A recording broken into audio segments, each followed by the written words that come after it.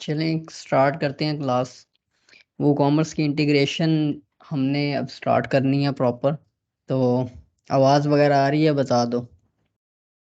Screen नज़र आ रही है? जी सर।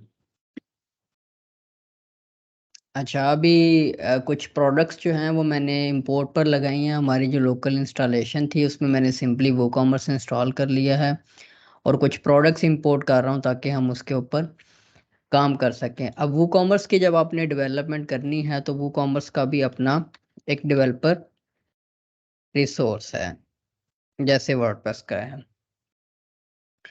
developer.woocommerce.com। यहाँ पर आपको WooCommerce की डेवलपमेंट से रिलेटेड तमाम रिसोर्सेज मिल जाएंगे जो आपको चाहिए। रेफरेंसेस आपको चाहिए तो रेफरेंसेस मिल जाएंगे, और उसके अलावा कुछ टूल्स WPCLI वगैरह और इस तरह की और लाइब्रेरीज जो आप इस्तेमाल कर सकते हैं, कंपोनेंट्स जो आप इस्तेमाल कर सकते हैं, और कुछ यूटिलिटीज़ हैं CSV एक्सपोर्ट, ऐसे फंक्शन जो आप एक्सपोर्ट वगैरह के लिए इस्तेमाल करना चाहते हैं। और ये वो कॉमर्स की कुछ यूटिलिटीज़ हैं जिनको आप अपने थीम या प्लगइन के अंदर इस्तेमाल कर सकते हैं।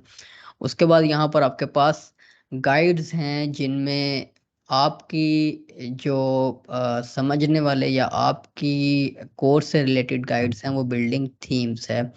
वो कॉमर्स की थीम डेवलपर हैंडबुक। अगर आप वर्डप्रेस के प्लगइन्स जब बनाना शुरू करेंगे तो आपको वो कॉमर्स की एक्सटेंशंस एंड थीम्स ये सेलिंग के लिए है।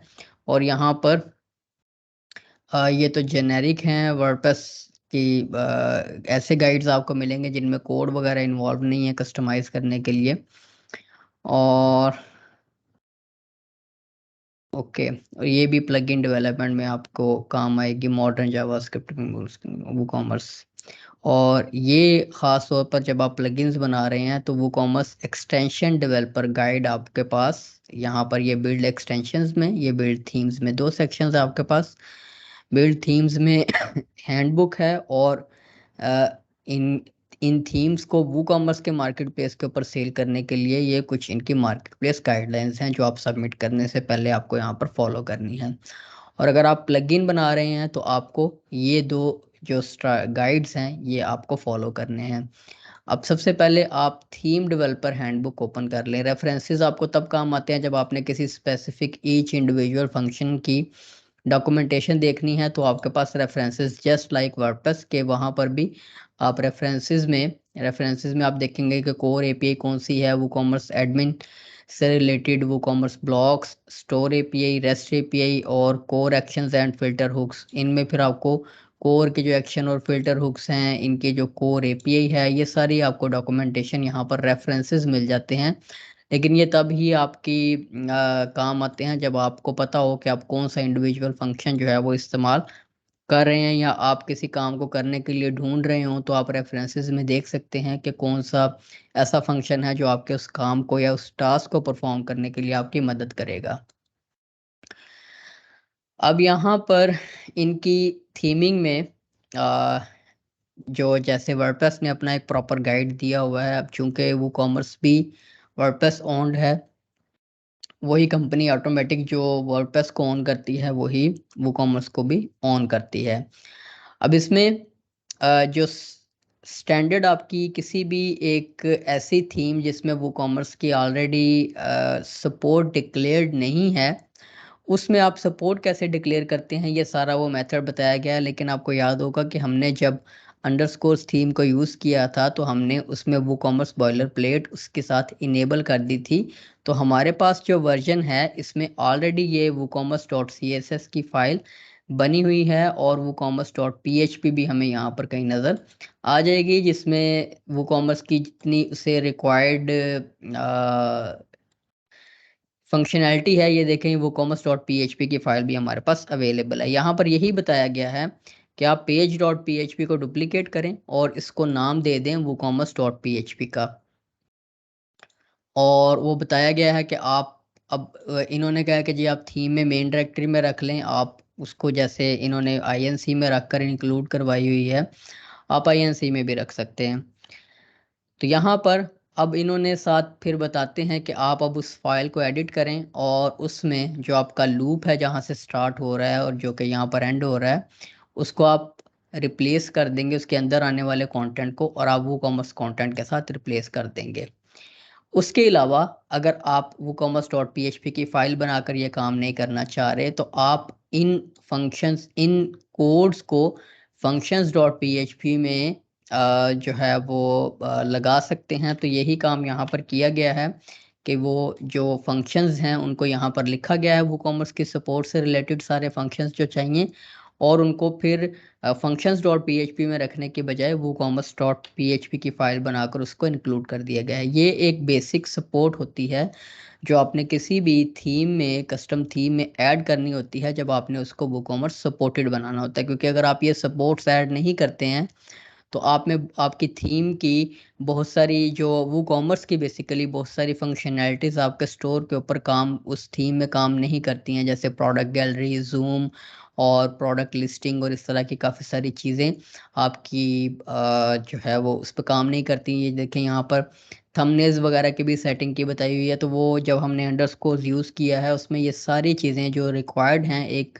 स्टैंडर्ड WooCommerce थीम को, उसमें वो सारी चीज़ें ऑलरेडी डिफाइन की गई हैं। जैसे ये देखिए ये थंबनेल वगैरह के साइजेस जो आप बनाते हैं, आप अपने कस्टम साइज भी बना सकते हैं। प्रोडक्ट ग्रिड की यहाँ से कुछ डिफ़ॉल्ट सेटिंग्स कोड के साथ भी कर सकते हैं कि जो डिफ़ॉल्ट रोज़ हों वो कितनी हों, मिनिमम रोज़, डिफ़ॉल्ट कॉलम्स कितने हों, और यहाँ से ये आप कोड से भी सेट कर सकते हैं। अगर आपकी थीम के लेआउट के अकॉर्डिंगली आपने कुछ चीज़ें फिक्स करनी है तो ये यहाँ से चेंज करने के बाद यूज़र जो है वो जो अपने WooCommerce की कस्टमाइजेशन से चीज़ें चेंज करता है वो फिर चेंज नहीं होती, वो फिर आप कोड में उसको फिक्स कर देते हैं। लेकिन ये जो डिफ़ॉल्ट्स होते हैं ये वहाँ से फिर चेंज भी किए जा सकते हैं। अब देखें ये थीम की सपोर्ट में मज़ीद बताया गया है कि अगर आपने गैलरी जूम की फंक्शनैलिटी ऐड करनी है तो आप ये सपोर्ट ऐड करेंगे, लाइट बॉक्स के लिए ये सपोर्ट ऐड करेंगे, गैलरी स्लाइडर के लिए ये सपोर्ट ऐड करेंगे। तो ये सारे यहाँ पर सपोर्ट्स जो हैं ये देखें यहाँ पर एडिड हैं। उसके बाद टेम्पलेट स्ट्रक्चर इसका, यहाँ से हमने स्टार्ट करना है कि WooCommerce का टेम्पलेट स्ट्रक्चर, जो कि अब WooCommerce की जैसे ये मेरी प्रोडक्ट्स कुछ इंपोर्ट हो रही हैं, ये प्रॉपर इंपोर्ट हो जाए तो हम स्टोर का एक दफ़ा प्रीव्यू लेते हैं और यहाँ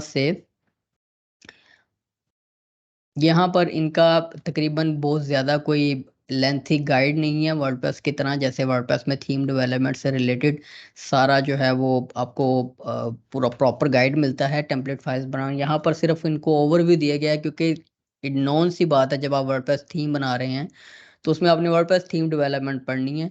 WooCommerce तो सिर्फ इसके जो फंक्शंस हैं या ये इसकी फंक्शनैलिटीज़ हैं वो आपको बता रहा है कि आपने इसमें इनकॉर्पोरेट कैसे करनी है। WooCommerce थीम कोई सेपरेट थीम नहीं होता, वो वर्डप्रेस का थीम ही है स्टैंडर्ड, जिसमें आप वही स्टैंडर्ड अपनी PHP यूज़ कर रहे हैं, स्टैंडर्ड वर्डप्रेस के फंक्शन यूज़ कर रहे हैं। सिर्फ जहाँ पर प्रोडक्ट्स के साथ या WooCommerce की फंक्शनैलिटी के साथ इंटरेक्शन की बात आएगी तो वहाँ से आपने इनके कोड बेस को आपने इस्तेमाल कर लेना है, बने बनाए जो इनके फंक्शंस हैं वो आपने इस्तेमाल कर लेने हैं और सो ऑन।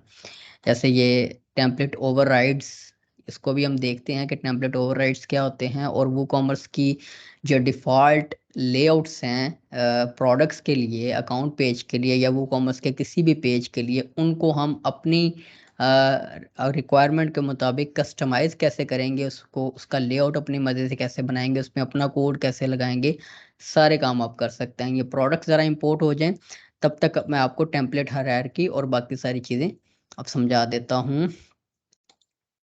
जब आप WooCommerce इंस्टॉल कर लें तो आप अपनी लोकल इंस्टॉलेशन डायरेक्टरी में आएँ और WP कंटेंट में प्लगइन्स के फ़ोल्डर में WooCommerce का फ़ोल्डर ओपन करें। अब यहाँ पर आपके पास ये एक फ़ोल्डर है टेम्पलेट्स का, इसको आपने कॉपी करना होता है अपनी थीम की डायरेक्टरी में। चाहे आप सारा कॉपी करें या आप सिर्फ वो फाइल्स कॉपी करें और वो फ़ोल्डर्स कॉपी करें जिनमें आपने चेंज करना है। मिसाल के तौर पर आप WooCommerce के डिफ़ॉल्ट आर्काइव्स में या ग्लोबल में या ईमेल्स में हर फाइल में चेंज नहीं करना चाह रहे। ऑब्वियसली आप हर फाइल में चेंज करेंगे भी नहीं। आपने तो मोस्ट प्रोबेबली या अकाउंट पेज को कस्टमाइज़ करना होगा या जो प्रोडक्ट का ग्रिड बन रहा है उसको कस्टमाइज करना होगा, या जो प्रोडक्ट का आर्काइव है या सर्च पेज है, इस तरह के जनरल पेजेस आपने कस्टमाइज करने होंगे। इनमें से बहुत सारी चीज़ें ऐसी हैं जिनका आपने कोड मॉडिफाई नहीं करना, उनको आप CSS से हैंडल कर, जिन चीज़ों को आप CSS से हैंडल कर सकते हैं उनके लिए आपको कोड मॉडिफाई करने की ज़रूरत नहीं है। तो उस सूरत में आपने सारे का सारा फोल्डर कॉपी करने के बाद सारी की सारी फाइल्स वहां पर अपनी थीम में नहीं रखनी। उसका ड्रॉबैक आपको क्या बताता हूँ कि जब आप अपनी थीम में ये पूरा का पूरा टेम्पलेट्स का फोल्डर कॉपी करके रख लेते हैं तो उसके बाद वो कॉमर्स इन टेम्पलेट्स को यूज़ नहीं करता, आपकी थीम में पड़ी हुई टेम्पलेट्स को यूज़ करता है। अब वो कॉमर्स जब अपडेट होगा, कस्टमर के पास जब अपडेट्स आना शुरू होंगी, तो वो कॉमर्स उन तमाम टेम्पलेट फाइल्स को चेक करेगा कि वो उसके करंट वर्जन के साथ कंपैटिबल हैं या नहीं, चाहे आपने उन फाइल्स को मॉडिफाई किया है या नहीं, वो सिर्फ वर्जन कंपेयर करेगा। तो उस सूरत में क्या होगा कि आपकी ये सैकड़ों फाइल्स फिर आपको हर दफ़ा जब भी वो कॉमर्स का कोई अपडेट आएगा तो आपको ये सारी फाइल्स वहाँ पर अपनी थीम के डायरेक्टरी में रिप्लेस करना होंगी। लेकिन रिप्लेस करने से फिर आपने जो चेंजेस किए हैं वो लॉस्ट होने का ख़तरा है। और फिर दूसरा, ट्रैक रखना कि मैंने कौन सी फाइल मॉडिफाई की थी तो मैं उसको उसको अपडेट करूं, उसका वर्जन चेंज करूं और कहीं वो रिप्लेस ना हो जाए आपके अपडेटेड वर्जन के साथ।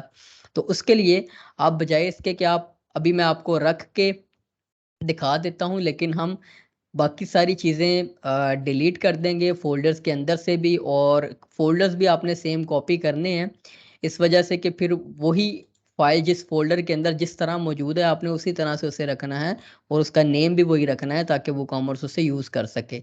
तो हमने जो सिर्फ फाइल्स मॉडिफाई करनी होगी हम वो रखेंगे, ताकि हमें पता हो कि हमने जो टेम्पलेट्स अपनी थीम के अंदर जो फाइल्स मॉडिफाई की हैं सिर्फ उन्हीं को कल को हमें अपडेट करना पड़े। और बाज़ का सारी फाइल्स को अपडेट करना भी नहीं होता, वो कॉमर्स की बहुत सारी जो अपडेट्स में जो फाइल्स हैं वो बैकवर्ड कंपैटिबल भी होती हैं, लेकिन मोस्ट प्रोबेबली आपने सिर्फ उस अपडेट के अकॉर्डिंगली उसकी अपडेट को स्टडी करना होता है कि उसमें चेंज क्या आया है, कि आपने क्या आया, उस आपने उस फाइल में जो कोड लिखा हुआ है वो अफेक्ट हुआ है उस अपडेट से या नहीं। अगर उस अपडेट में उस कोड से रिलेटेड कोई इन्फॉर्मेशन नहीं है, या वो कोड आपका या वो फंक्शन अफेक्ट नहीं हुआ, उसमें किसी किस्म का चेंज नहीं हुआ, तो आप सिर्फ टेम्पलेट में, हर टेम्पलेट में आपके पास एक वो कॉमर्स का वर्जन नंबर होता है। तो जस्ट आप अपनी उन टेम्पलेट फाइल्स में जो वर्जन नंबर है वो लेटेस्ट वो कॉमर्स का चेंज कर देंगे तो आपका काम बन जाएगा। आपकी थीम की फिर आपको फिर उसके साथ अपडेट देनी होगी। तो इस टेम्पलेट्स के फोल्डर को कॉपी करते हैं, और अब प्लगइन्स की बजाय अब हम हमारे थीम्स के फोल्डर में आते हैं, और जो हमारा थीम का फोल्डर है इसमें डायरेक्टली यहाँ पर मेन डायरेक्टरी में आपने इस टेम्पलेट्स के फोल्डर को रखना होता है, और फिर इसका नाम आपने चेंज करना होता है। इसको नाम आपने देना होता है वूकॉमर्स।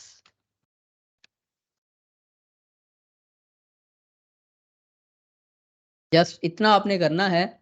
और अब वूकॉमर्स जो फ्रंट एंड पर लेआउट प्रेजेंट कर रहा है अपने आर्काइव्स के लिए और अपनी प्रोडक्ट्स के लिए, या किसी भी वूकॉमर्स से रिलेटेड पेज के लिए, सर तो अब वो यहाँ से आपकी टेम्पलेट फाइल यूज करेगा। Sir I think screen screen stuck हुई पड़ी है।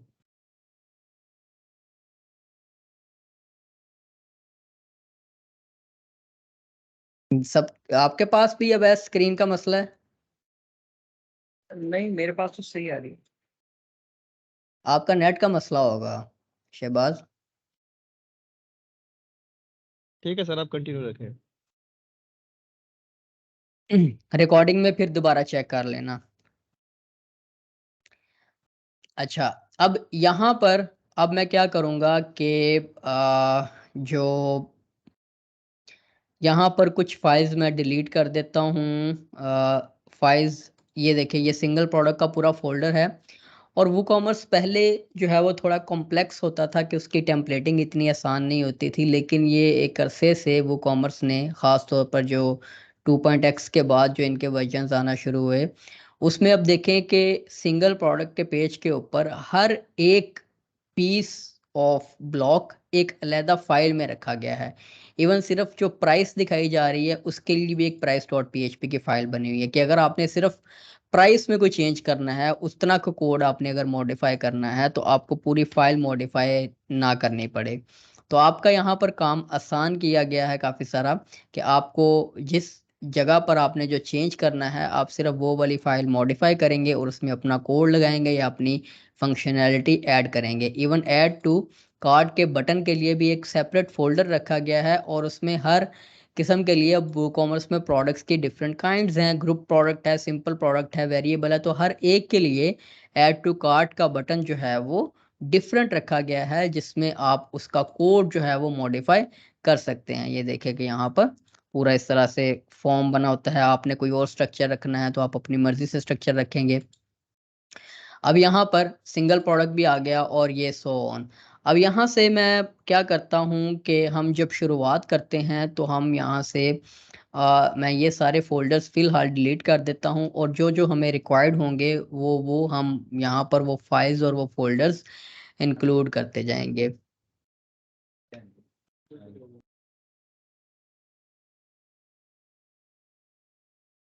इन फाइल्स को रहने देता हूँ। आई बिलीव ये सारी हमें मॉडिफाई करनी ही पड़ेंगी और सिंगल प्रोडक्ट का पेज, खास तो सिंगल प्रोडक्ट का जो फोल्डर है उसे रहने देते हैं, ताकि हमारे पास कम से कम फाइल्स हों और जो हम मॉडिफाई करते जाएंगे या जो मॉडिफाई करने की हमें ज़रूरत होगी वो फोल्डर और वो फाइल्स हम वहाँ से कॉपी करते जाएंगे वूकॉमर्स के प्लगइन डायरेक्टरी से और यहाँ पर रखते जाएंगे और उनको मॉडिफाई करते जाएंगे। इस नेक्स्ट कुछ जो हमारे एपिसोड्स आ रहे हैं वो अब वूकॉमर्स की टेम्पलेटिंग से रिलेटेड ही होंगे, लेकिन ऑब्वियसली हर एक चीज़ जो है वो कवर नहीं की जा सकती। आपकी एक्सप्लोरेशन ज़्यादा ज़रूरी है कि अब आप जो है वो, आपको टेम्पलेटिंग सिंपल बता दी है, अब आपने हर फाइल जो आपको चाहिए वो आप उसको कस्टमाइज़ करेंगे, मॉडिफाई करेंगे, उसमें अपना कोड ऐड करना है कोड ऐड करेंगे, या जो एग्जिस्टिंग कोड है अगर आपने उसको मॉडिफाई करना है तो आप उसको मॉडिफाई करेंगे।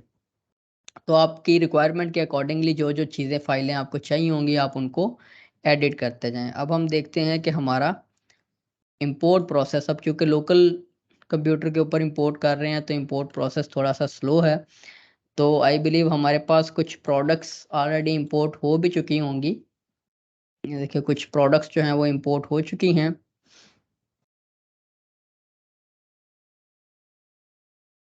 और अब मैं आपको दिखाता हूँ कि हम कस्टमाइज़ जो करने जा रहे हैं। अब देखें, ये आपके पास डिफ़ॉल्ट हुलिया है आपके स्टोर का, जो कि इस वक्त फुल टाइम बिगड़ा हुआ है। वो क्यों बिगड़ा हुआ है कि हमारे पास जो क्या कहते हैं कंटेनर्स और इस तरह के इश्यूज़ हैं।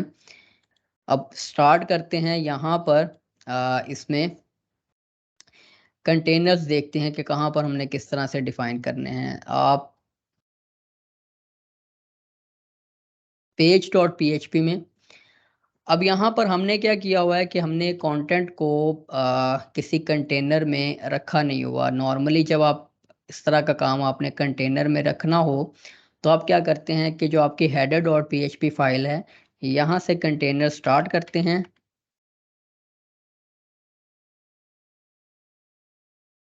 और इसकी क्लोजिंग जो है वो आप फुटर में यहाँ पर करते हैं।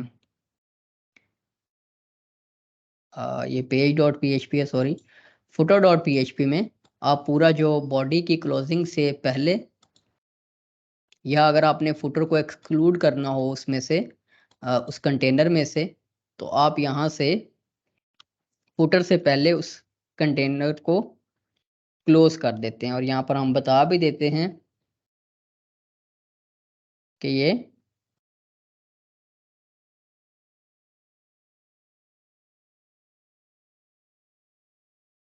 कंटेनर है हमारा।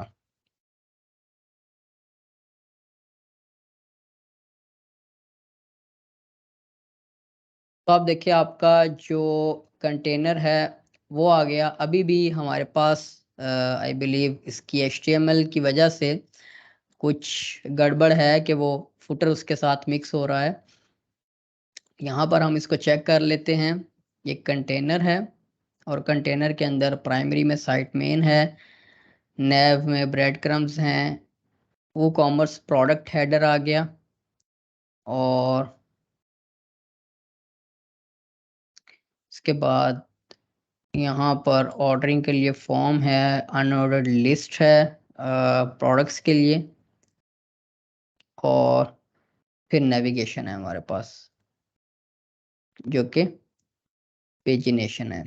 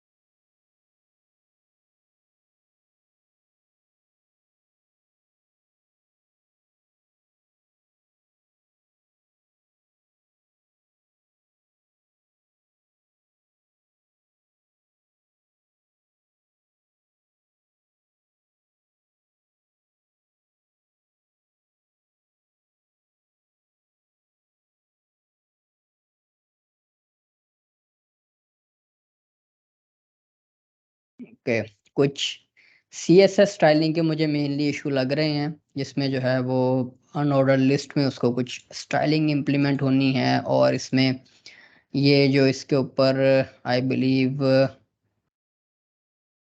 बैकग्राउंड जो है वो इस प्रोडक्ट पे कोई ब्लू बैकग्राउंड आ रहा है। ओके, तो ये जो हमारे शहजादे ने डॉट फर्स्ट की क्लास के साथ काम किया हुआ था, शहबाज ने, जो हमने एज इट इज़ कॉपी कर दिया था स्टाइल डॉट CSS में, तो वो डॉट फर्स्ट की क्लास उसके ऊपर भी इम्प्लीमेंट हो रही है, जिसकी वजह से हमारा जो काम है वो गड़बड़ हो रहा है। तो इसी वजह से जब आपने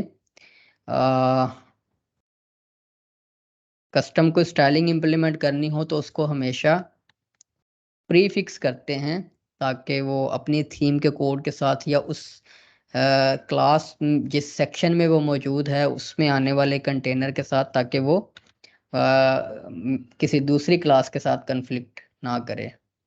ये देखें, सिर्फ वो क्लास हमने रिमूव की है फर्स्ट वाली, तो हमारे पास ये चीज़ें सॉर्ट आउट हो गई हैं। तो अब ये देखें, ये आपके पास जो डिफ़ॉल्ट लेआउट है आपकी इस थीम के साथ, वो ये है प्रोडक्ट्स का। अब ऑब्वियसली आप ये लेआउट तो नहीं रखेंगे अपनी प्रोडक्ट्स का। अब इसमें जो मैक्सिमम काम है, जो इसकी स्टाइलिंग है, वो सिर्फ CSS से आप कर सकते हैं। लेकिन जब आपने इसका प्रॉपर स्ट्रक्चर चेंज करना है, जैसे अगर हम अपना डेमो वेबसाइट देखें जिसके अकॉर्डिंगली हम इसके वो प्रोडक्ट के कार्ट डिज़ाइन बनाना चाह रहे हैं, उसमें आप देखेंगे तो यहाँ पर आपको नज़र आएंगे, ये देखें, ये इस तरह से आपके पास चीज़ें अवेलेबल हैं। इसमें जूम की फंक्शनैलिटी लगी है, होवर के ऊपर डिफरेंट फंक्शनैलिटीज़ लगी हुई हैं। तो इसका अगर आप स्ट्रक्चर देखेंगे तो आपको पता लगेगा कि ये डिफ़ॉल्ट वूकॉमर्स स्ट्रक्चर से थोड़ा सा हट के होता है, कि उसमें फिर अपना उन्होंने स्ट्रक्चर कुछ बनाया होता है, जिसको HTML अपनी लिख कर, उनके कंटेनर्स अपने बनाकर उसमें जो है वो चीज़ें मैनेज की होती हैं। तो अब आप अपना सिंगल प्रोडक्ट्स के लिए सिंगल प्रोडक्ट कह रहा हूँ, सॉरी, प्रोडक्ट का कोई भी लूप कहीं भी इस्तेमाल हो रहा है, जब इसको चाहे शॉर्ट कोड से इस्तेमाल किया जाए, चाहे इसको वो कॉमर्स के विजेट से इस्तेमाल किया जाए, इवन एलिमेंटर में भी मौजूद, जब आप वो कॉमर्स का विजेट ड्रैग करते हैं तो वो जो स्टाइलिंग पिक करता है, जो स्ट्रक्चर पिक करता है, वो आपने अपनी जो वो कॉमर्स की टेम्पलेट फाइल है, चाहे वो उसके प्लगइन में है, चाहे आपकी थीम में ओवरराइड की गई है, उसमें जो स्ट्रक्चर और स्टाइलिंग होती है हमेशा वो पिक करता है। अनलाइक कोई ऐसी एक्सटेंशंस या प्लगइन्स हो जिन्होंने अपना ही विजेट बनाया हो, उन्होंने फिर अपना स्ट्रक्चर और अपनी स्टाइलिंग दी होती है अपने हिसाब से, वो फिर उनके प्लगइन वाली थीम की स्टाइलिंग जो है वो यूज़ करेगा। लेकिन थीम से अब आप इसे कैसे कंट्रोल करेंगे? जब आपने इसका स्ट्रक्चर पहले मॉडिफाई करना हो तो वो कॉमर्स में ये वो कॉमर्स का हमने जो फोल्डर कॉपी किया है, इसमें कंटेंट प्रोडक्ट डॉट पीएचपी के नाम से फाइल मौजूद होगी। इसमें आपकी जो एक प्रोडक्ट का जो कार्ड बन रहा है उसका जो पूरा स्ट्रक्चर है वो यहाँ पर फंक्शंस की सूरत में इस्तेमाल किया गया है। कि यहाँ पर पहले क्या होता था कि कोड डायरेक्ट लिखा होता था और उसमें फंक्शंस यूज किए होते थे। अब वो कॉमर्स ने क्या किया कि उसका हर जनरेट होने वाला कंटेंट जिसमें क्या लेके टाइटल एको करना है तो ये डू एक्शन में टाइटल का फंक्शन दिया गया है। और उसके अलावा ये यहाँ पर बिफोर शो लूप आइटम और ये कुछ फंक्शंस हैं जिसमें इसने बताया है। साथ साथ एक्सप्लेनेशन भी है कि उस फंक्शन में प्रिंट वो क्या करेगा। इसमें क्या करेगा कि ये प्रोडक्ट का लूप सेल फ्लैश शो करेगा और प्रोडक्ट का थंबनेल शो करेगा ये फंक्शन। तो आपने ये दो चीज़ें जिस कंटेनर में रखनी है वो आप ये कोड यहाँ से कॉपी करेंगे और उस कंटेनर के अंदर रखेंगे। उसके बाद ये क्या कर रहा है कि ये प्रोडक्ट का टाइटल प्रिंट कर रहा है। तो ये आपने जिस कंटेनर में रखना है आप इसको कट करके अपने स्ट्रक्चर के अंदर उसके अंदर रखेंगे। तो इस तरह से सो ऑन यहाँ पर ये इसकी जो क्या कहते हैं जो जो प्रिंट करनी है उसने वैल्यूज वो यहाँ पर ऊपर एक्सप्लेन की गई होती हैं साथ के कौन सी लोकेशन ये हुक कर रहा है। तो आपके पास क्लीन स्ट्रक्चर्ड इन्वायरमेंट जो है वो आपका बनता है। अब आर्काइव के पेज को अगर आपने मॉडिफाई करना है जो आपको अभी हमने खोला हुआ है तो उसमें आप देखें जैसे ये हेडर का टैग यूज़ किया गया। अगर आप चाहते हैं यहाँ पर हेडर का टैग यूज़ ना हो, आप इसको डिव करना चाह रहे हैं कि अगर आपका हेडर का टैग कोई दूसरी फंक्शनैलिटीज़ यूज़ कर रहा है तो आप इसको एक डिव में कन्वर्ट कर दें कि आप हेडर डुप्लीकेट नहीं रखना चाह रहे, हेडर का टैग डुप्लीकेट नहीं रखना चाह रहे तो आप ये भी कर सकते हैं।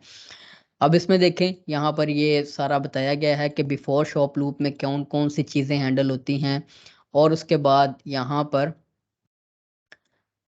पेजिनेशन के लिए है ये और सो ऑन। ये साइड बार प्रिंट कर देता है। अगर आपको साइड बार नहीं चाहिए तो आप ये कोड यहाँ से रिमूव कर सकते हैं। तो किस तरह से आपने स्टडी करना है कि कौन सी जो हुक लोकेशन है, कौन सा जो फंक्शन है वो कौन सी वैल्यूज़ प्रिंट कर रहा है ताकि आप उसको मॉडिफाई कर सके। जैसे मैंने ये सिंपली इस हेडर के टैग को एक डिव में कन्वर्ट कर लिया।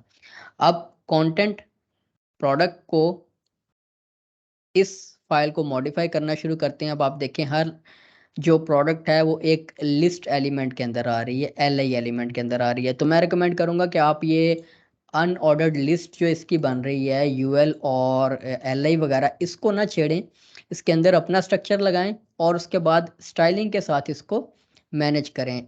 यहाँ पर अगर हम इसको भी देखें तो इन्होंने भी अनऑर्डर्ड लिस्ट यानी कि यूएल और एलआई को नहीं छेड़ा, उसके अंदर आने वाले जो कंटेनर्स हैं या जो क्लासेस बन रही हैं उनको इन्होंने अपने स्ट्रक्चर के अंदर रख लिया है। तो आप भी हमेशा कोर ब्रेक ना करें कि जो कोर क्योंकि वो बहुत सारी जगह पर फिर वो कॉमर्स ने उसकी फंक्शनैलिटीज़ उसकी स्टाइलिंग डिफाइन की होती है। बहुत सारे जो प्लगइन्स और थर्ड पार्टी एड ऑन्स हैं वो उसकी बेस के ऊपर स्टाइलिंग कर रहे होते हैं। जैसे उन मोस्टली प्रीफिक्स किया होता है अनऑर्डर्ड लिस्ट यानी कि यूएल डॉट प्रोडक्ट।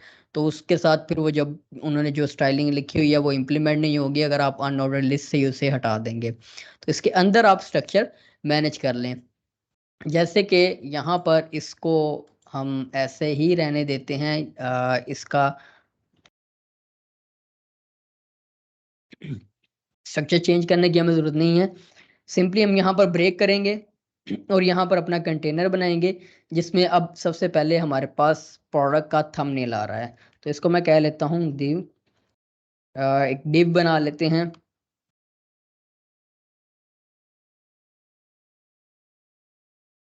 ताकि हम उसके ऊपर अपनी अगर कोई कस्टम स्टाइलिंग इंप्लीमेंट करना चाह रहे हैं तो हम वो कर सकें। यहाँ से इस कोड को मैं कट करता हूँ और इस कंटेनर के अंदर रख देता हूँ।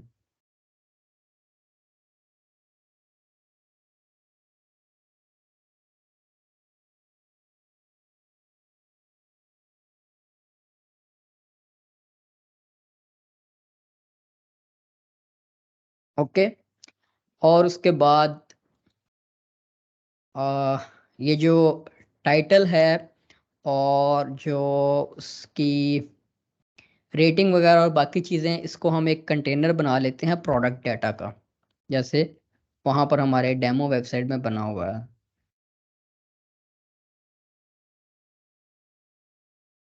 और अगर आप कोई स्ट्रक्चर, कोई कार्ड डिज़ाइन ऐसा बनाना चाह रहे हैं जिसमें आपको डिफरेंट डाटा जो है वो डिफरेंट कंटेनर्स में चाहिए, तो आप अपनी मर्ज़ी के अकॉर्डिंगली टेम्पलेट जो कोड है, जैसे मैंने आपको बताया है कि अप्रोप्रिएट कोड अप्रोप्रिएट लोकेशंस के ऊपर इस्तेमाल कर लें। जैसे कि ये देखें, ये ऐड टू कार्ट का बटन आपने स्पेसिफिकली किसी और कंटेनर में रखना है तो आप उस तरह से उसको भी मैनेज कर सकते हैं।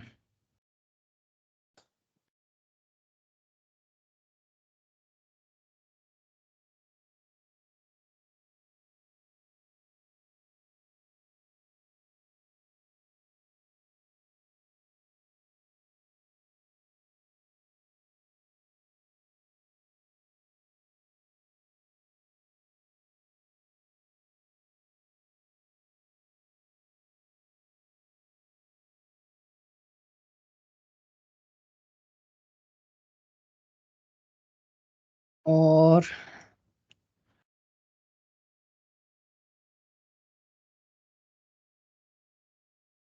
यहाँ पर अब देखें, प्रोडक्ट लिंक ओपन और प्रोडक्ट लिंक क्लोज का एक जो है वो रैपर बन रहा है। इसको हम देखेंगे कि कहीं हमारे इस स्ट्रक्चर के साथ वो कन्फ्लिक्ट ना कर रहा हो, क्योंकि ये देखिए लिंक ओपन हमने किसी भी कंटेनर से बाहर रखा हुआ है और जो लिंक क्लोज है वो हमने एक प्रोडक्ट डाटा के फंक्शन के अंदर रख दी है। किस वजह से, कि उसके अंदर ही हमारा ऐड टू कार्ट का बटन भी आ रहा है। तो इनको आप सेपरेट भी कर सकते हैं, ये अभी ये देखते हैं। पहले हम इसको देख लें कि हमारा स्ट्रक्चर इसके ऊपर इम्प्लीमेंट हुआ है या नहीं, और उसके बाद जो है वो बाकी चीज़ें देखते हैं। ओके, तो ये देखें हमारे पास जो स्ट्रक्चर है वो ओपन हो गया, बन गया हमारा। लेकिन वो जो प्रोडक्ट लिंक ओपन और क्लोज वाला तो मैंने आपको इश्यू बताया था, वो देखें यहाँ पर वो हमारे पास बन रहा है कि यहाँ पर लिंक ओपन हो रहा है, वो फिर यहाँ पर भी क्लोज हो रहा है, और उसके बाद यहाँ पर भी हमारा जो लिंक ओपन और क्लोज हो रहा है हमारे पास। तो हमें लिंक ओपन जो है वो कह लें कि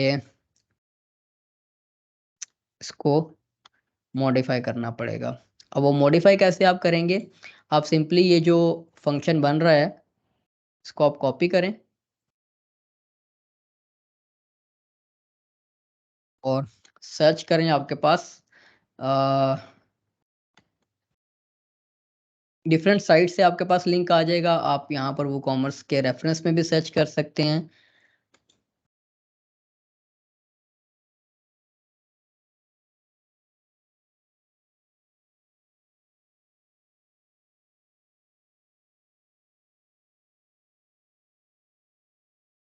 यहाँ पर हमें डायरेक्टली कोई रिजल्ट नहीं मिला, लेकिन यहाँ पर हमें यहाँ से मिल गया है कि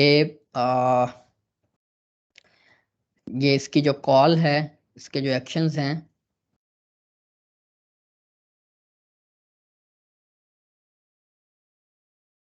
एक कोड बेस मैंने देखा था कि इसको आप इसमें से चीज़ें जो है वो आप अपने इनमें से डिसेबल कर सकते हैं। उसको मैं देख रहा हूँ।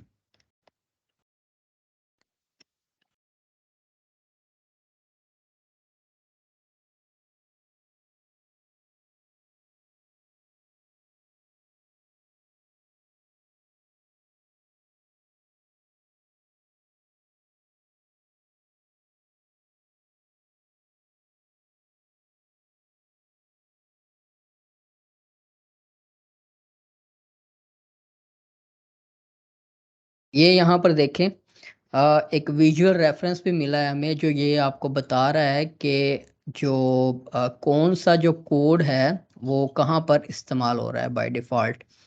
यहाँ पर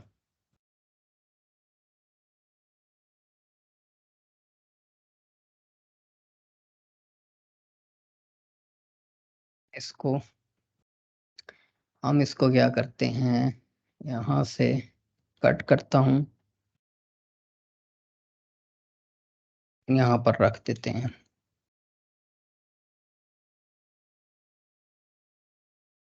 यानी कि सिर्फ थंबनेल के ऊपर हम इसको लगाएंगे। और यहाँ से इस कोड को कॉपी करता हूँ।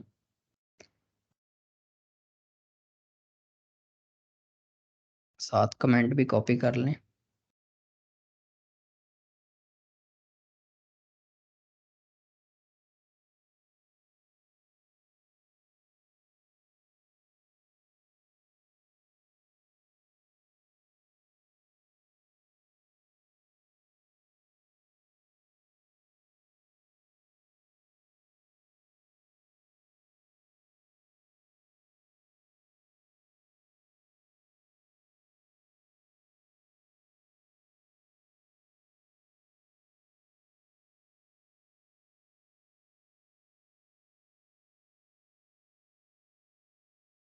यहाँ पर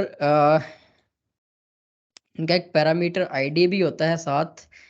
मुझे एग्जैक्टली अभी याद नहीं है, इसको लगा के देखता हूँ कि आई बिलीव के जो पैरामीटर आईडी आप पास करते हैं ये वही फंक्शन वहाँ पर इस्तेमाल करता है, दोनों यूज़ नहीं करता। जहाँ पर दो तीन इस्तेमाल हो रहे हों, तो इसको रीलोड करके देखते हैं।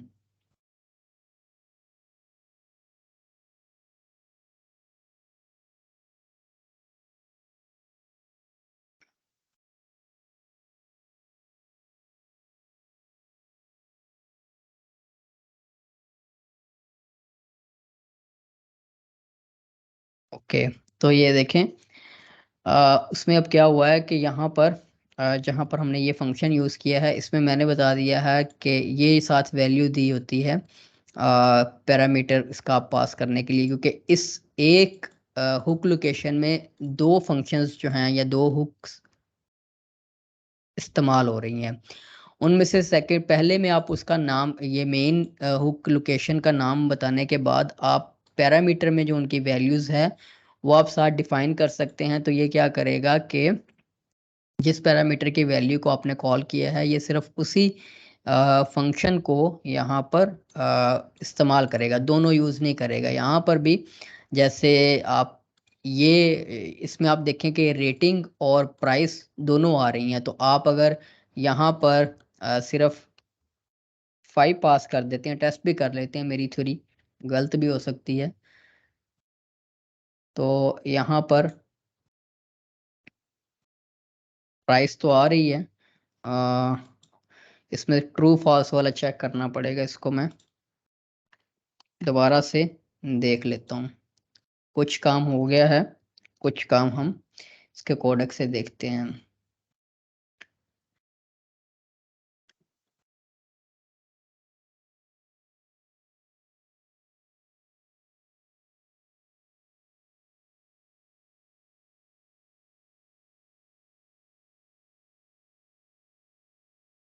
देखिए वैल्यू इसी तरह से यहाँ पर भी देनी बताई गई है कि 10 और 5।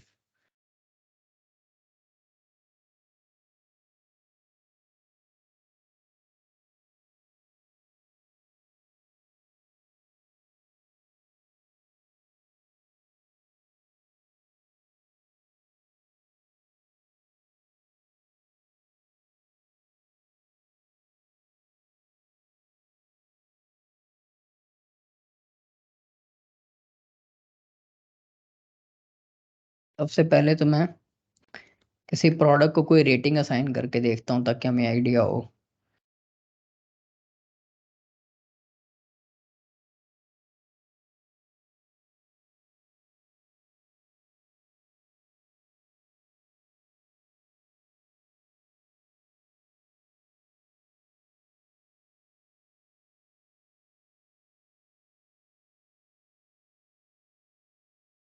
ओके, अब रेटिंग और प्राइस हमारे पास दोनों आ रही हैं, तो मैं अगर इसको सिर्फ 10 कर देता हूँ,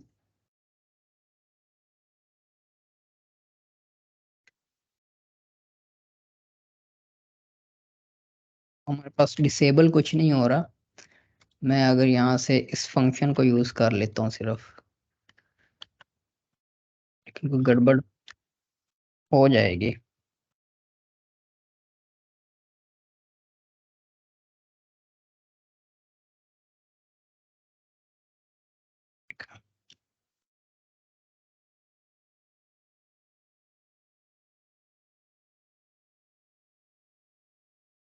इसको भी देखते हैं, पहले हम बाकी चीज़ें कंप्लीट कर लेंगे। जो डिबगिंग वाला काम है क्लास के दौरान, इससे जो है वो फ्लो ख़राब हो जाता है।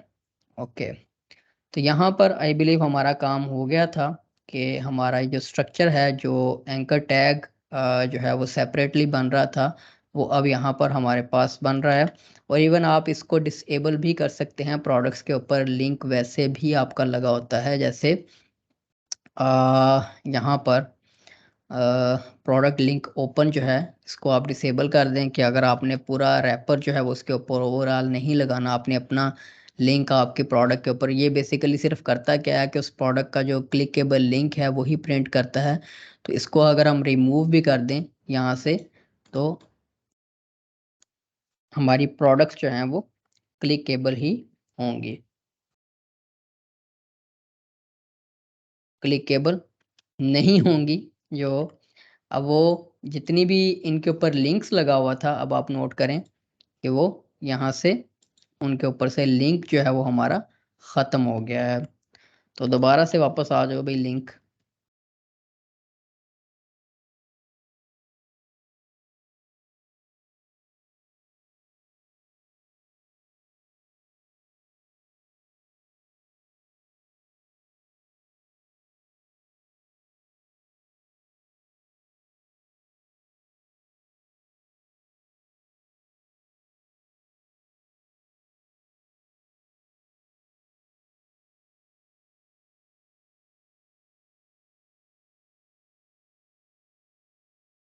ओके, तो लिंक जो है वो आ गया।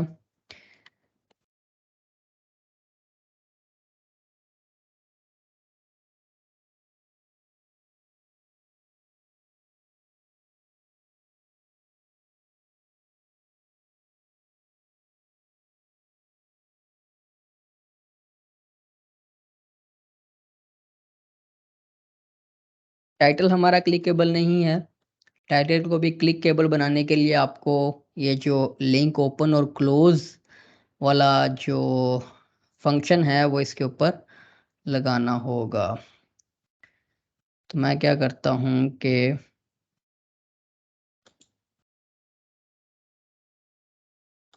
इसको वापस से हम बाहर ले जाते हैं कंटेनर से, बल्कि बाहर क्या लेकर जाना है, लिंक लगे हुए हैं। इसको यहाँ से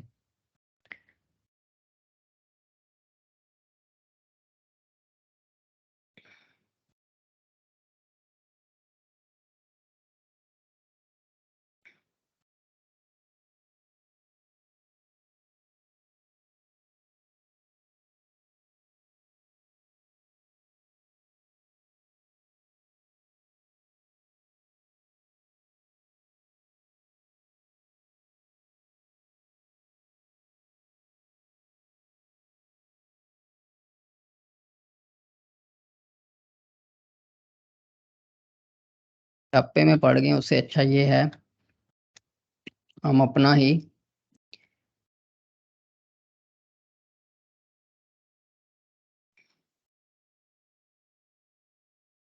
लिंक बना लेते हैं।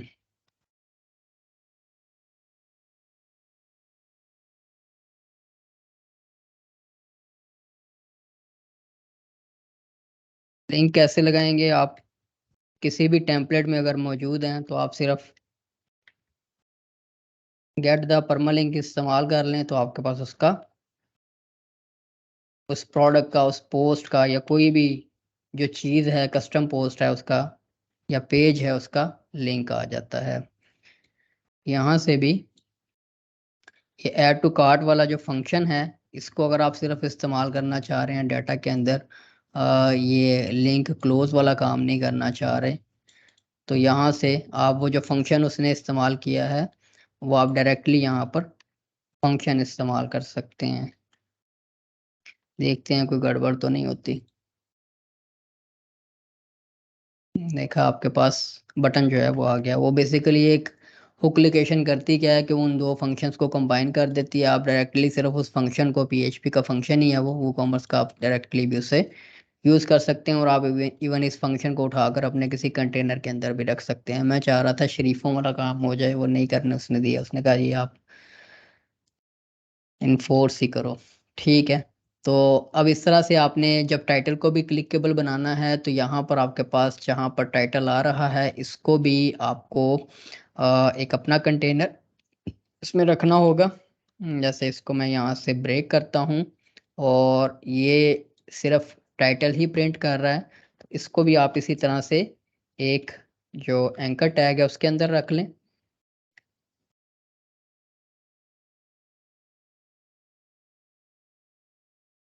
और यहाँ पर उसी तरह से ये गेट परमालिंक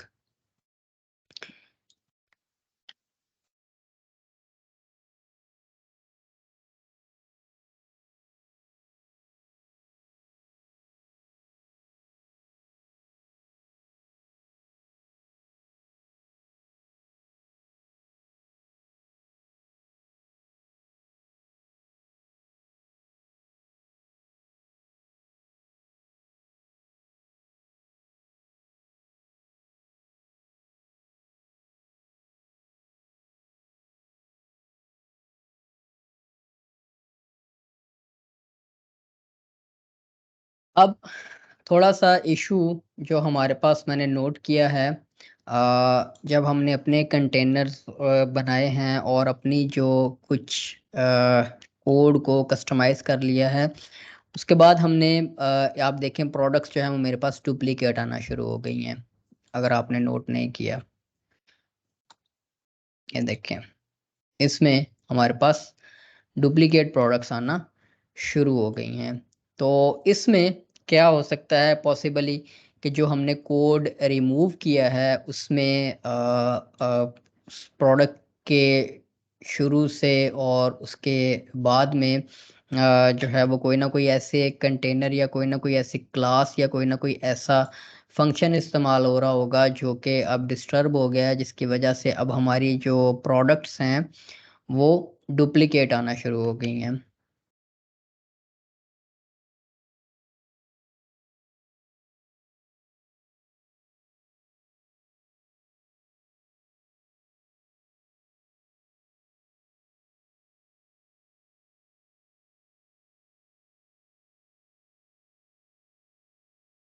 थोड़ा सा कंट्रोल जी पे जाते हैं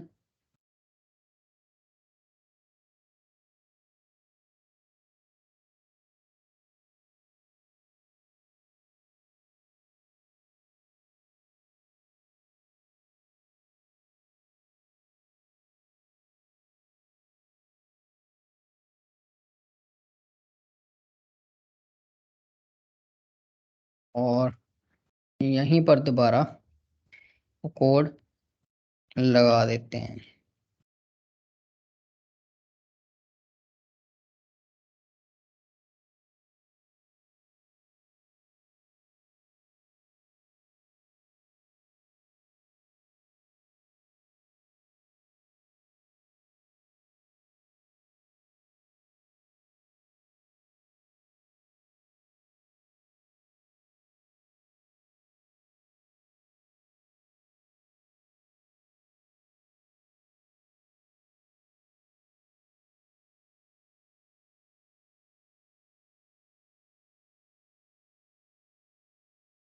दोबारा देख लूं कि प्रोडक्ट से कहीं डुप्लीकेट ऐड ना हुई हो और हम कोड को समझ रहे हैं कि कोड ही हमारा खराब हो गया।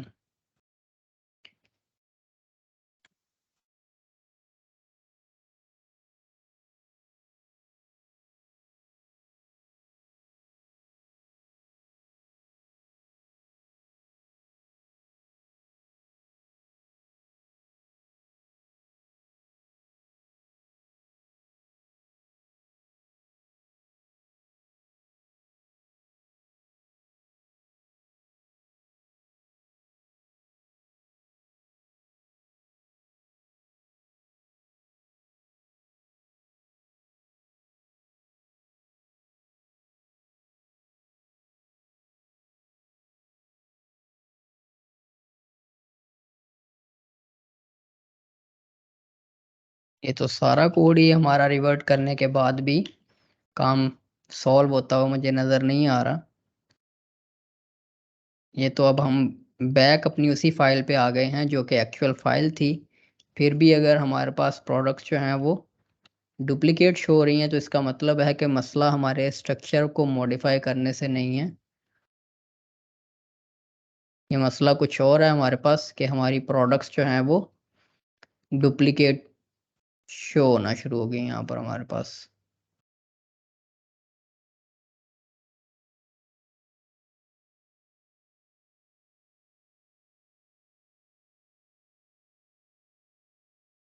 और अगर हम मज़ीद इसको काउंटर चेक करने के लिए इस फोल्डर को यहाँ से डिलीट कर दें कि हमने कोई भी फाइल मॉडिफाई नहीं की भाई, तो भी हमारे पास प्रोडक्ट्स जो हैं वो डुप्लीकेट आ रही हैं। तो मतलब ये है कि हमने जो कोड मॉडिफाई किया था ये उसकी वजह से इशू नहीं बना, हमारे पास इशू कुछ और है जिसकी वजह से हमारे पास ये प्रोडक्ट्स डुप्लीकेट डिस्प्ले हो रही हैं।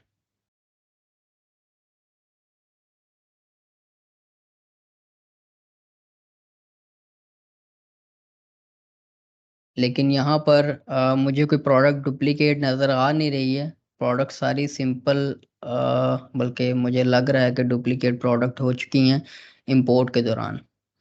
तो यहाँ से मैं अब कुछ प्रोडक्ट्स जो है वो डिलीट करता हूँ। हम ऐसे ही परेशान हो गए थे कि हमारा कोड जो है जी ख़राब हो गया, हमने पता नहीं क्या कर दिया। लिमिटेड प्रोडक्ट रखता हूँ ताकि हमें पता लगे कि कौन सी प्रोडक्ट्स हम देख रहे हैं और इस्तेमाल कर रहे हैं।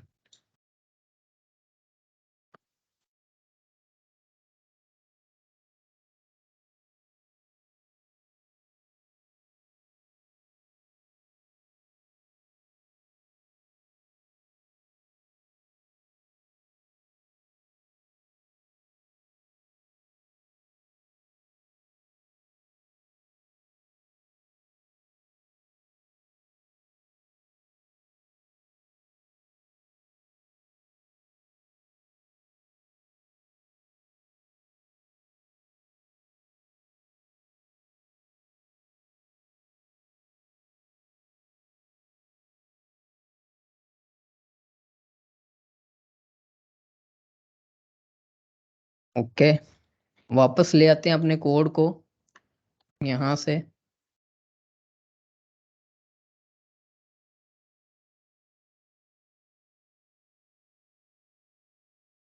यहाँ पर इसको दोबारा से मैं जिस हालत में किया हुआ था वापस लेके जाने की कोशिश करते हैं, लेकिन वो मेरे ख्याल से हमने फाइल्स जो हैं वो जब मूव की हैं उसके बाद से हमारा काम थोड़ा सा ख़राब हो गया था। तो वही काम दोबारा करते हैं। यहाँ पर मैं सिर्फ इस फंक्शन को यूज़ कर लेता हूँ।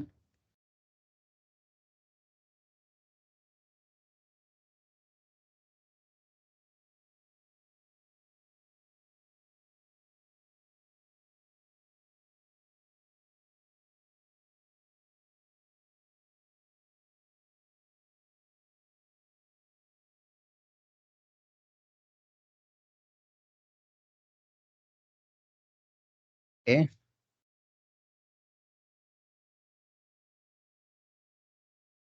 ये लिंक ओपन वाला यहाँ से रिमूव कर देते हैं।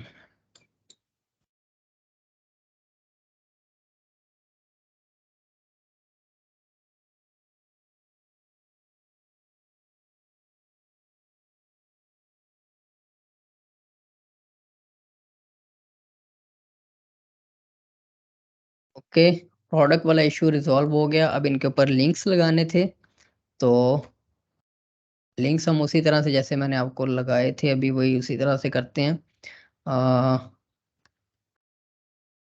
एंकर टैग बनाते हैं और उसमें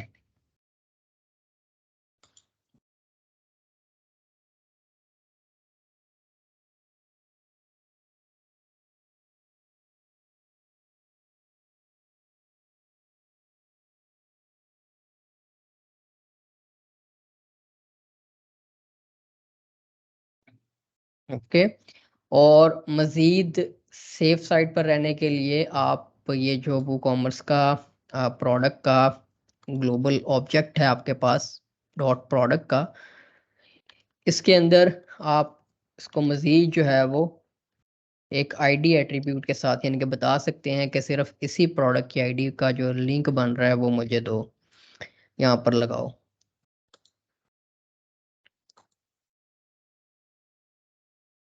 तो मेक श्योर कर लेते हैं कि वही प्रोडक्ट ओपन हो रही है, लिंक से हमें पता लग जाएगा।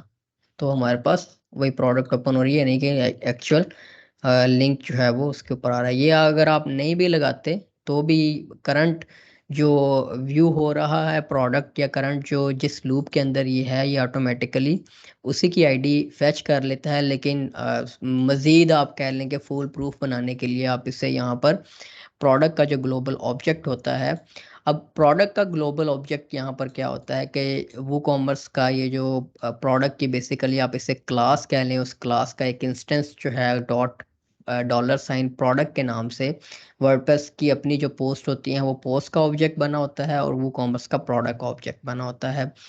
इसके अंदर आपको तमाम प्रोडक्ट से रिलेटेड जितनी भी इंफॉर्मेशन है वो सारी इस एक ऑब्जेक्ट के अंदर अवेलेबल होती है। अगर मैं इसे आर्काइव में आऊं और यहाँ पर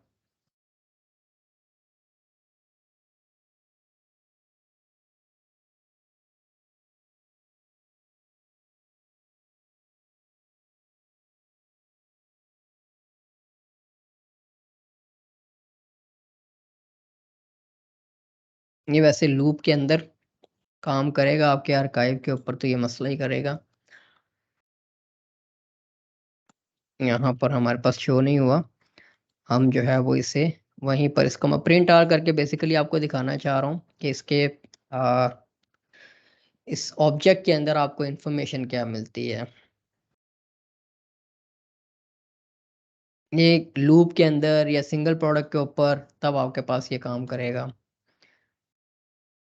अब आप देखें ये यहाँ पर जितना भी डाटा है एरे में, जैसे उसका नेम है, उसका टाइटल है, जिसमें सबसे पहले जो है वो क्या कहते हैं उसकी टाइम जोन्स वगैरह, उसकी मॉडिफाइड डेट वगैरह भी आपके पास आ रही है, उसका पूरा डाटा और मुकम्मल एरे की सूरत में हर प्रोडक्ट से रिलेटेड उसकी जितनी भी इंफॉर्मेशन है वो यहाँ पर आ रही है। तो अगर आपने इस ऑब्जेक्ट को यूटिलाइज करना हो तो इसको आपको कंप्लीटली यहाँ से पहले देखना होगा।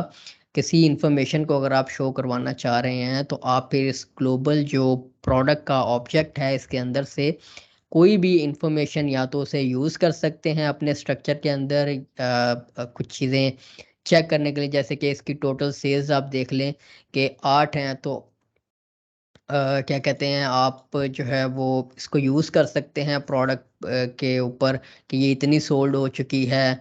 और इस तरह से सो ऑन बड़े आपके पास जो आईडी आपकी लिमिटेशंस नहीं है, आप अपने आइडियाज़ के और अपने जो स्कोप है, स्कोप ऑफ प्रोजेक्ट है, या जो भी आपके माइंड में चल रहा है, आप इस इंफॉर्मेशन को प्रोडक्ट कार्ड जो आप बना रहे हैं या जो प्रोडक्ट का डिज़ाइन बना रहे हैं उसमें आप इस्तेमाल कर सकते हैं। और जो है वो इवन अगर आप उनके वो फंक्शंस वगैरह यूज़ नहीं भी करते, ये जो बने हुए हैं ये वाले, ये, तो आप अपना पूरा स्ट्रक्चर बनाकर सिंपली इस प्रोडक्ट का जो आपके पास ऑब्जेक्ट बन रहा है इसके अंदर से सिर्फ ये इंफॉर्मेशन भी आप इस्तेमाल कर सकते हैं।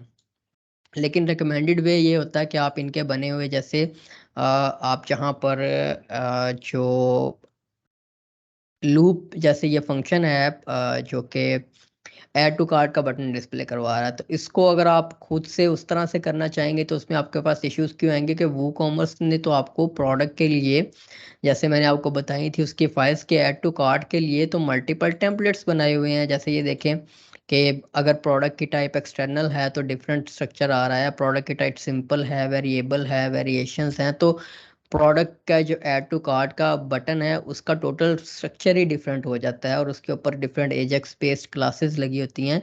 तो वो फिर वो सारे काम आपको मैनुअली यहाँ पर करने होंगे। तो इस इंफॉर्मेशन को आप बड़ी एहतियात से सिर्फ तभी यूज़ करें जब आपको ये चाहिए हो, या इसमें से कोई डाटा ऐसा है जो यहाँ पर फंक्शंस में अवेलेबल नहीं है दिखाने के लिए, तो आप उसको दिखा सकें। ये सिर्फ मैंने आपको एक्स्ट्रा साथ जो है वो जैसे ये देखिए रेटिंग काउंट्स भी है कि रेटिंग्स कितनी है इसके ऊपर, तो उस तरह से काफ़ी सारा डाटा है कि जो है वो जिसको आप फिर इस कार्ट में या अपने कार्ड में बेसिकली इस्तेमाल कर सकते हैं। तो यहाँ से इसे मैं इसका प्रिंट आर बंद कर देता हूँ।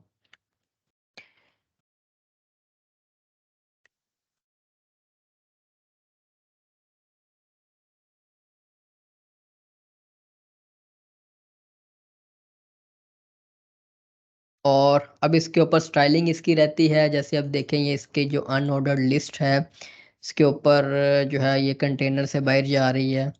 तो इसके अंदर या तो आप बूटस्ट्रैप का भी इस्तेमाल कर सकते हैं, बूटस्ट्रैप की रो लगा लें और रो के अंदर जो है वो फिर आपका एक स्ट्रक्चर थोड़ा सा मैनेज हो जाएगा। जैसे इस लिस्ट आइटम में आप बल्कि एल से पहले वो फिर हर प्रोडक्ट में रो बन जाएगी आपके पास, वो काम नहीं करना हमने, वो आर्काइव में हमें काम करना पड़ेगा।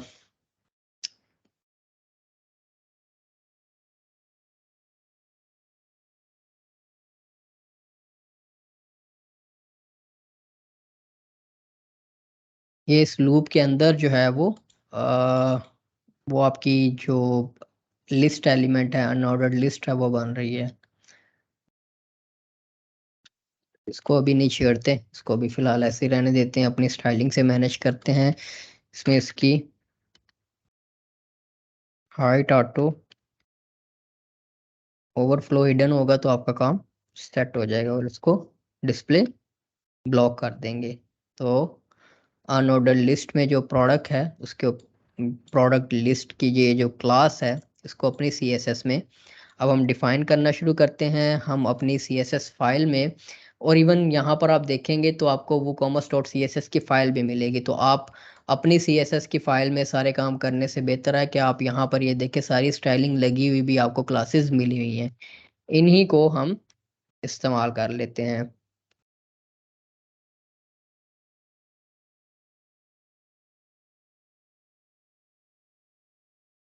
तो WooCommerce से रिलेटेड जितनी भी स्टाइलिंग होगी वो हम यहाँ पर करेंगे woocommerce.css की फाइल में, ताकि हमें पता हो कि जब हमने किसी WooCommerce रिलेटेड ब्लॉग की या चीज़ों की स्टाइलिंग WooCommerce की रिलेटेड चेंज करनी है तो हम यहीं पर चेंज करें, और थीम की बाकी जो स्टाइलिंग है वो हम style.css में मैनेज करेंगे। तो अब आपका जो टास्क है वो आप लोगों ने अब टेम्पलेट्स जो मैंने आपको स्ट्रक्चर बताया है इसको एक्सप्लोर करें, एक्सप्लोर करके देखें और डिफरेंट टेम्पलेट्स में स्ट्रक्चर चेंज करके देखें कि कहाँ पर क्या चेंज आपके पास आ रहा है, और इसकी भी जो स्टाइलिंग है इस जैसी करने की कोशिश करें। कैसी करेंगे कि ये सिंपली कंटेनर ही है जो कि नॉर्मल हालत में बॉटम पर है। तो जब आप इसके ऊपर होवर की क्लास लगाएंगे तो आप इसकी पोजीशन जो है वो टॉप से या तो पोजीशन रिलेटिव से टॉप पर ले जाएं। थोड़ी सी जो एनिमेशन है वो CSS3 से परफॉर्म होगी कि आप उसके ऊपर एनिमेशन लगा सकते हैं। इवन आप जावास्क्रिप्ट वगैरह भी अगर यूज़ करना चाह रहे हैं तो jQuery से भी ये एनिमेशंस परफॉर्म कर सकते हैं। लेकिन स्ट्रक्चर आपका उस तरह से बन गया है, ये प्रोडक्ट थंब का सेपरेट कंटेनर है, प्रोडक्ट डाटा का सेपरेट कंटेनर है, और इस LI के ऊपर आपने जो स्टाइलिंग इंप्लीमेंट करनी है, जैसे ये देखें इसके ऊपर ये जो मार्जिन वगैरह लगे हुए हैं, यहाँ से हम मार्जिन जो है वो मॉडिफाई करेंगे। अब इसकी स्टाइलिंग आपको बाय डिफ़ॉल्ट बनी हुई रिस्पॉन्सिव भी मिलेगी कि डिफरेंट जो स्क्रीन रेजोल्यूशंस हैं उनके ऊपर ऑब्वियसली इनकी जो स्टाइलिंग है वो आपके पास डिफरेंट होगी। बाय डिफ़ॉल्ट जो है वो आप यहाँ पर इसका मार्जिन वगैरह ये देखिए मार्जिन बॉटम जो है वो इसे 2 EM मिला हुआ है, आप ऑब्वियसली इसे कम करेंगे। मार्जिन राइट है, इसकी बेसिकली ये कंप्लीट जो स्टाइलिंग है आप इसको अपनी मर्ज़ी से कर लें, आपको ज़रूरत नहीं है कि आप इसी को सिर्फ मॉडिफाई करें। आप इवन स्टाइलिंग इसकी प्रोडक्ट की रिमूव करके आप अपनी स्टाइलिंग लिखनी शुरू कर देंगे। यहाँ पर हमारे पास woocommerce.css की फ़ाइल में यहाँ पर आप देखेंगे तो ये यहाँ पर ये देखें कि यहाँ पर उसने सिर्फ ये चेक किया है कि सिर्फ ये मोबाइल फर्स्ट स्ट्रक्चर रखा हुआ है, कि मिनिमम विड्थ चेक की है कि मिनिमम जो है वो मोबाइल की टेरिटरी से ये बाहर है। तो उसने जो है वो उसको विड्थ जो है वो 30% असाइन कर दी है। और ये देखिए डॉट फर्स्ट की क्लास लगी हुई है इसके ऊपर, जिसके ऊपर जो स्टाइलिंग इम्प्लीमेंटेड थी। ये आपकी जो मोबाइल स्क्रीन्स के ऊपर बेसिकली ले गया है, और इस तरह से सो ऑन। आप इसको सारा रिमूव करके अपनी जो अब ये देखें इन्होंने स्टाइलिंग क्या की हुई है कि वो कॉमर्स बाय डिफ़ॉल्ट जितने कॉलम्स सेट किए गए हैं ये उनकी एक कॉलम्स की क्लास भी इसके ऊपर लगा देता है हर प्रोडक्ट के ऊपर। तो यहाँ पर सिर्फ जो विड्थ है वो हर कॉलम की क्लास के साथ डिफरेंट रखी गई है कि अगर कॉलम्स जो हैं वो 4 सिलेक्टेड हैं, ये देखें यहाँ पर जितने कॉलम्स एक रो में आपने सेट किए होंगे वो कॉमर्स के कस्टमाइजेशन से या अपने कोड से, वो यहाँ पर उसको चेक करेगा कि अगर 4 हैं तो इतनी रख दो, विड्थ 3 है तो इतनी रख दो, और बाय डिफ़ॉल्ट ये यहाँ पर 30% की हुई है। तो हम इसको अगर सिर्फ मार्जिन जो है वो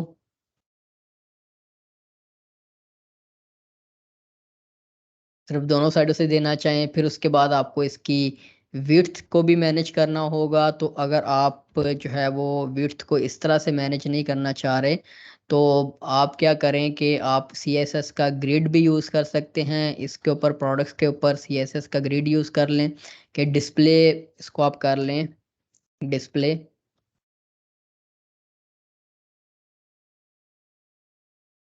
ग्रिड, ठीक है। और यहाँ पर आप बता दें बजाय इसके कि फ्लोट और विड्थ वगैरह बताएं, तो आप यहाँ पर बताएं कि मिनिमम स्क्रीन रेजोल्यूशन अगर ये है तो यूएल डॉट प्रोडक्ट्स में ग्रिड टेम्पलेट कॉलम्स में आप इसको बता सकते हैं कि आपने एक रो में कितने कॉलम्स रखने हैं। तो अगर हम इसको जो है वो रिस्पॉन्सिव रखना चाहें तो मैं क्या कहता हूँ कि अगर आपने लेट्स सपोज 4 प्रोडक्ट रखनी है तो 1 फ्रैक्शन 1 फ्रैक्शन 1 फ्रैक्शन और 1 फ्रैक्शन 3 रखनी है, तो आप जो है वो उस तरह से करेंगे। उसके बाद आप इसमें गैप हम वहीं पर बता देते हैं या यहाँ पर ही आप बता दें कि CSS में इसका जो गैप है वो हम रख देते हैं 15 पिक्सल्स का।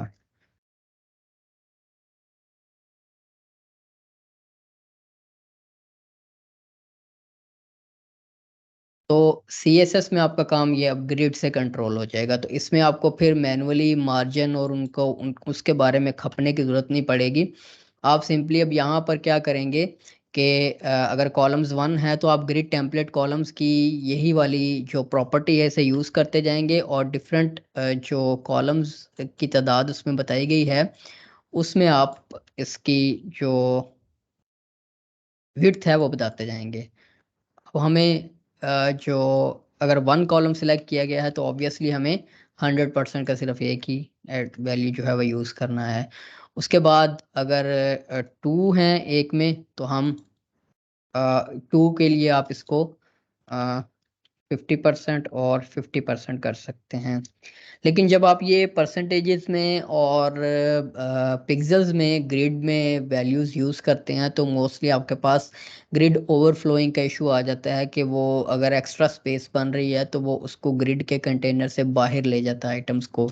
तो उसका जो आसान हल ये होता है वो आप फ्रैक्शन में आप वैल्यूज़ दे देते हैं, और उसके साथ मिनिमम विड्थ और मैक्सिमम विड्थ वाली चीज़ें आप इस्तेमाल कर सकते हैं प्रॉपर्टीज़ जहां आपको ज़रूरत पड़े। बाय डिफ़ॉल्ट ये आपकी ऑटोमेटिकली कवर कर देगा।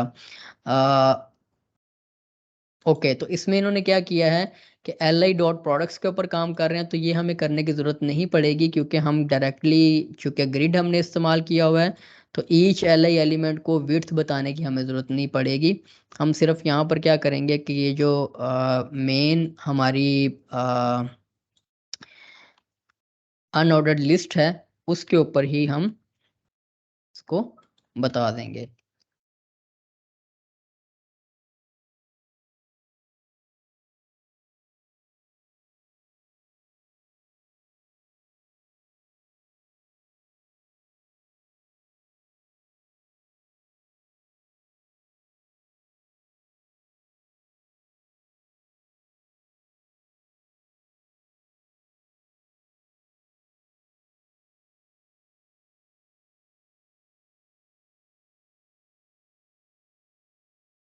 ये आप परसेंटेजेस में भी दे सकते हैं विड्थ, लेकिन वो आप परसेंटेजेस में तब दें जब आपने उसके ऊपर मार्जिन वगैरह इम्प्लीमेंट ना किया हो, या जो है वो क्या कहते हैं, गैप्स इस्तेमाल ना की हों, आपने पैडिंग से चीज़ें मैनेज की हों, या पैडिंग भी बाज़ का डिस्टर्ब कर देती है। मैं यहीं से इसको कॉपी कर लेता हूँ। तो आपने बस जस्ट मेक श्योर करना है कि अगर आपकी ओवरफ्लोइंग वाला काम हो रहा है आपके पास, तो आप जो है वो फ्रैक्शंस में वैल्यूज़ को यूज़ कर लें।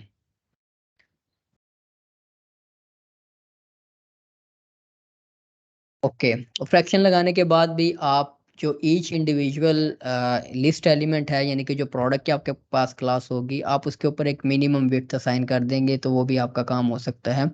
कि जैसे कि इसके ऊपर मैं कॉलम्स अब कर देता हूँ 6। तो आप देखें 6 में अब इस तरह से लेआउट आ रहा है। तो आप यहाँ पर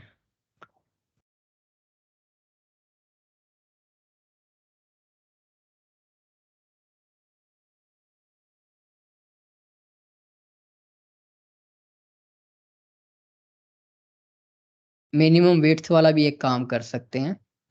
तो आपकी फिर वो एक मिनिमम विड्थ उसके ऊपर असाइन कर देगा, कह के मैं कह लूँ कि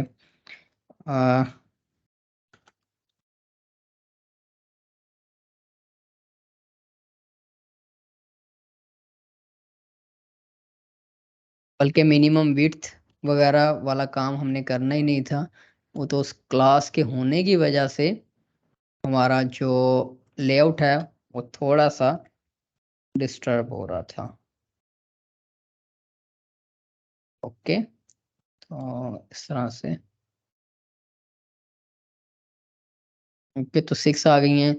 6, तो इस तरह से अब 6 मेरे ख्याल से इनफ कॉलम्स होते हैं। इससे ज़्यादा कॉलम्स तो स्टोर के ऊपर बनते भी नहीं, लोग मोस्टली कम रखते हैं।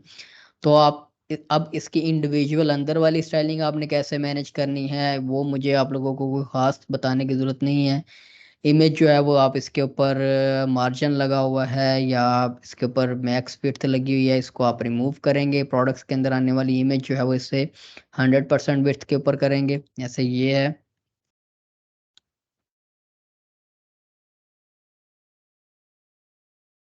और थंबनेल अगर आपको ब्लरी लग रहा है, तो आप इसका जो प्रोडक्ट का थंबनेल साइज है उसे आप इंक्रीज करेंगे, और इंक्रीज करने के बाद आपको थंबनेल रीजनरेटर प्लगइन से थंबनेल्स को एक दफ़ा रीजनरेट भी करना होगा। वो commerce.php की फाइल कहाँ गई हमारे पास?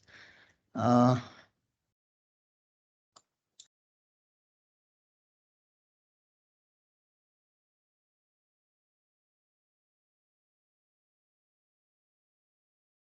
यहाँ पर थंबनेल साइजेस डिफाइंड होंगे। यहाँ से आप अगर आपको इमेजेस जो है वो ब्लरी लग रही हैं, तो आप इसकी जो वैल्यू है वो आप इंक्रीज कर दें। 300 ही थंबनेल की भी अगर कर देंगे, उसके बाद आपको एक दफ़ा थंबनेल अपने सारे रीजनरेट करने होंगे, ताकि आपकी इमेजेस जो हैं वो अच्छी रेजोल्यूशन में आए। और आई बिलीव थोड़ा सा थंबनेल रीजनरेट किए बगैर ही हमारा काम चल भी रहा है, क्योंकि वो 300 साइज का ऑलरेडी एक जो थंबनेल है वो जनरेटेड भी है। तो जो आपके पास जनरेटेड साइजेस होंगे ऑलरेडी डिफाइंड, तो वो तो आपके पास काम कर जाएंगे। लेकिन अगर आपने कोई स्पेसिफिक साइज रखा है, ये देखिए अब इमेजेस आपके पास थोड़े शार्प हो गए हैं, तो आपने थंबनेल का साइज थोड़ा सा इंक्रीज करेंगे, तो आपके पास इमेजेस की शार्पनेस वाला इशू रिजॉल्व हो जाएगा। अब ऑब्वियसली अगर आपने थीम इस तरह से डिज़ाइन कर रहे हैं कि उसमें आपको स्क्वायर थंबनेल नहीं चाहिए, आप उसका जो है वो वर्टिकली इसको ऐसे बनाना चाह रहे हैं, जैसे ये देखें ये हमारे पास है, तो आपको डिफरेंट थंबनेल साइज रजिस्टर करना होगा, जिसको फिर आप यहाँ पर डिफाइन कर सकते हैं। डिफरेंट थंबनेल साइजेस आप बना सकते हैं। उसके लिए आप अपनी थीम की ही functions.php की फाइल में, यहाँ पर जैसे मैंने आपको बताया था कि यहाँ पर एक जगह पर हमारे थंबनेल्स डिफाइन हो रहे हैं, थंबनेल साइजेस, बल्कि add image support, add thumbnail support,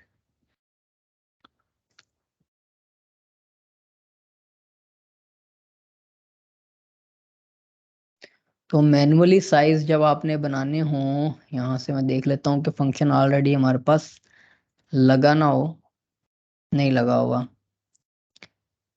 तो यहाँ पर आप अपने कस्टम थंबनेल साइज कैसे ऐड करेंगे, आप यहाँ पर एक फंक्शन यूज करते हैं ऐड इमेज साइज का। इसमें सबसे पहले आप इसे नेम बताते हैं,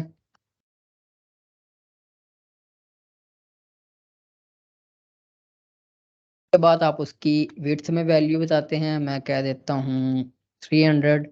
और उसके बाद आप हाइट में वैल्यू बताते हैं, मैं कह देता हूँ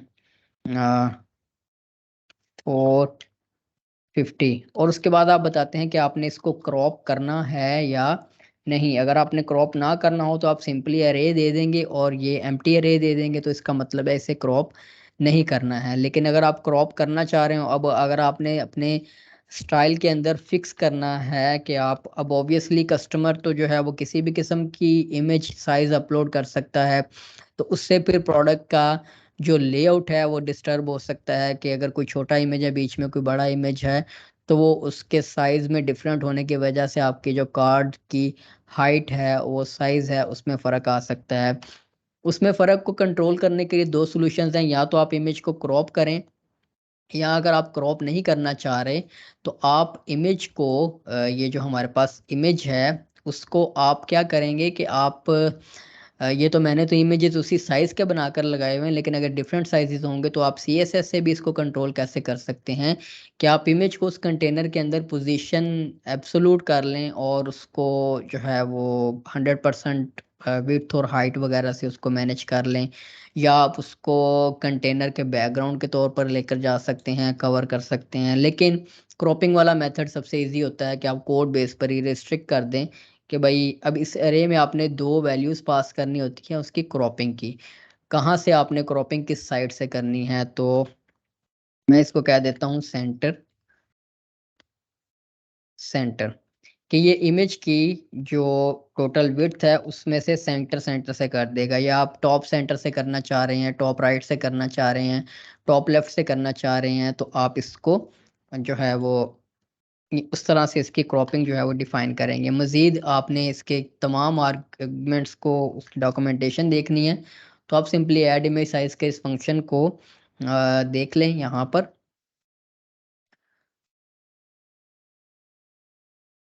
पर आपको इसकी कंप्लीट डॉक्यूमेंटेशन, ये एक्स एक्सिस से उसकी क्रॉप पोजीशन जो कि लेफ्ट सेंटर और राइट होती है, और वाई एक्सिस से उसकी क्रॉप पोजीशन आप बात बताएंगे टॉप सेंटर और बॉटम। मैंने सेंटर सेंटर कर दिया तो वो इमेज के बिल्कुल सेंटर सेंटर से उसको क्रॉप कर देगा। उसके अलावा यहाँ पर मज़ीद जो है वो हम वो कॉमर्स से रिलेटेड भी देख लेते हैं।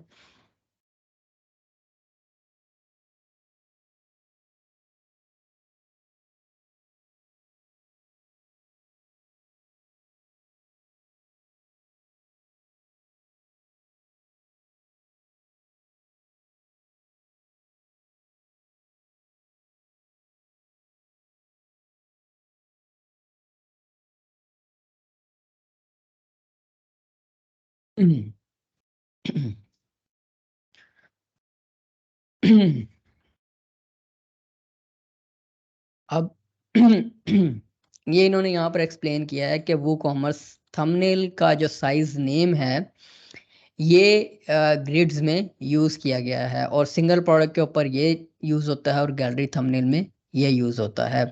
तो आप जो है वो साइजेस जो है वो अपने कैसे बना सकते हैं यहाँ पर।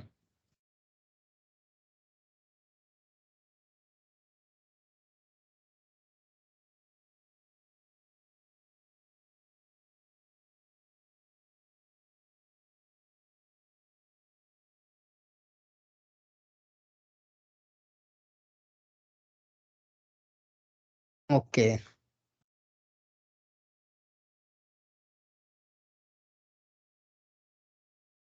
ये देखें, अगर आपने हुक्स के थ्रू जो है वो इमेज साइज इसके एडजस्ट करने हैं, जैसे कि विड्थ, हाइट और क्रॉप, ये जो हमने मेथड यूज़ किया है ये वो वर्डप्रेस की कोर में डिफ़ॉल्ट इमेज साइजेस ऐड करेगा। और इसको आप तभी यूज करेंगे जब आपने मैनुअली कहीं पर वर्डप्रेस का गेट पोस्ट थंबनेल का जो फंक्शन है उसके थ्रू अगर आप इमेज को फेच कर रहे हैं, तो ये नेम देने के बाद आपको इस साइज में जो, क्योंकि वर्डप्रेस में जब भी कोई मीडिया अपलोड होता है तो जितने भी इमेज साइजेस डिफाइन किए गए होते हैं, चाहे थीम्स के थ्रू चाहे प्लगइन्स के थ्रू, वो हर एक इमेज उन सारे फॉर्मेट्स में सेपरेटली सेव होता है। तो जब आप जिस नेम को कॉल करते हैं, उस साइज वाला इमेज जो सेव किया गया है ये उसको फिर प्रिंट करता है। तो जब तो आप वूकॉमर्स के डिफॉल्ट लूप्स यूज कर रहे हैं, तो उसमें तो उन्होंने अपना ही फंक्शन वो यूज किया होगा, वूकॉमर्स इमेज साइज वाला। लेकिन अगर आप उसको मॉडिफाई करना चाहते हैं तो आप यहाँ पर इस तरह के इनके जो फिल्टर है उसको इस्तेमाल करेंगे, और उसमें आप डिफाइन करेंगे कि उसकी विड्थ, हाइट और उसका क्रॉप जो है वो आपने क्या रखना है। यहाँ पर आप वो फंक्शन पास करेंगे, जैसे कि आपने गैलरी हमने साइज को मॉडिफाई करना है, तो हमने गैलरी नहीं करना, आपने क्या करना है कि आपने यहाँ पर वो कॉमर्स थंबनेल को मॉडिफाई करना है। तो आप यहाँ पर अगर तो सिर्फ विड्थ से आपका कंसर्न हो, तो वो यहाँ पर वो कॉमर्स डॉट php की फाइल में आप जो है वो उसको मॉडिफाई, यहाँ से देखिए हमने दिया था तो हमारे पास जो इमेज है वो उस साइज का आ गया था। अगर मैं इसे 600 कर देता हूँ तो हमारे पास आई बिलीव 600 साइज का इमेज आना शुरू हो जाएगा। लेकिन आपको इन सम केसेस थंबनेल्स रीजनरेट भी करना पड़ते हैं। तो ये देखें, अब आपके पास इमेज की जो हाइट और विड्थ है वो 600 आ रही है, और 600x600 जो साइज है वो आपके पास यहाँ पर वो भी प्रिंट हो रहा है। इस तरह से आप अगर साइज से सिर्फ कंसर्न है तो आप यहाँ पर ये दे सकते हैं। अगर आपने उस जो क्रॉपिंग वाली फंक्शनैलिटी लगा के अपने साइज जनरेट करने हैं, तो आप ये पीस ऑफ कोड यूज करेंगे, और इसमें आप इस जो ऐड फिल्टर जिसके ऊपर आप लगा रहे हैं, यहाँ पर आप वो कॉमर्स का जो अप्रोप्रिएट फंक्शन है वो यूज करेंगे जिसके ऊपर आप इम्प्लीमेंट करना चाह रहे हैं। लेकिन आई थिंक दैट्स इनफ। मजीद जब डेवलपमेंट स्टार्ट करेंगे और कोई एक्चुअल प्रोडक्ट कोड करना शुरू करेंगे, तो उसमें फिर आपको ऐसा ऐसा खुद ही चीज़ें जो है वो समझ आनी शुरू हो गई जाएंगी कि आपने क्या, अगर कुछ मॉडिफाई करना चाह रहे हैं तो आप सिंपली उसको जो है वो उस फंक्शन को या तो सर्च करेंगे, या आप सिंपली जो करना चाह रहे हैं उसको गूगल करेंगे। और गूगल हमेशा आपका सबसे बेहतरीन दोस्त है। कोई भी कोड आपने बेस सर्च करना है, या आप जो आप काम करना चाह रहे हैं, ऐसा नहीं हो सकता कि आप दुनिया में अकेले हैं जिनको वो मसला आ रहा है। दुनिया में हजारों लोगों को सेम चीज करनी होती है, सेम चीज में मसला होता है। तो एक डेवलपर के लिए अच्छा रिसर्चर या अच्छी सर्च करने वाला भी बहुत बनना जरूरी है। अब यहाँ पर हमने आई बिलीव एंकर टैग जो प्रोडक्ट का लिंक बन रहा है उसके ऊपर नहीं लगाया था, लिंक नहीं लगाया होगा।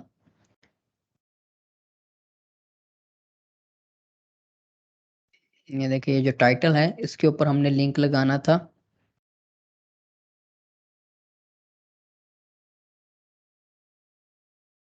अगर लिंक लगाना है, अगर नहीं लगाना आपने टाइटल के ऊपर लिंक, तो कोई जरूरत नहीं है इसको छेड़ने की।